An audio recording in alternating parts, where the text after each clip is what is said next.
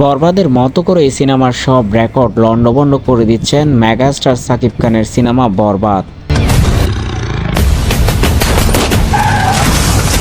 মুক্তির দিন থেকেই হল এবং শোর দিক দিয়ে যোজন যোজন অন্য সিনেমার তুলনায় এগিয়ে আছে সাকিব খানের বরবাদ সিনেমাটি।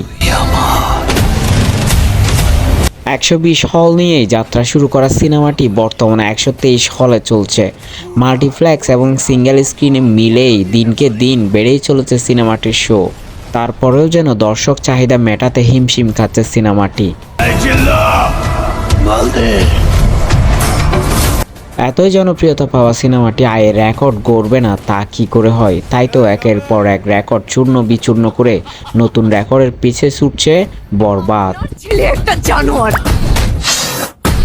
মুক্তির 14তম দিনে এসে শুধুমাত্র মাল্টিপ্লেক্স থেকে প্রায় 42 লক্ষ টাকা ইনকাম করেছে সিনেমাটি।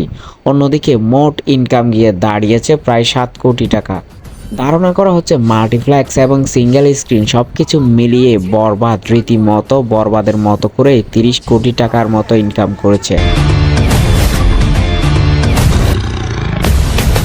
বরবাদের আয়ের এই রেকর্ড কিংবা জনপ্রিয়তার এই জ্বর কোথায় গিয়ে থামে তা এখনো অজানায়। পহেলা বৈশাখ আর ছুটির দিন মিলিয়ে বরবাদ আরো বেশি বরবাদ করে দিতে পারে অন্যান্য সব রেকর্ডকে।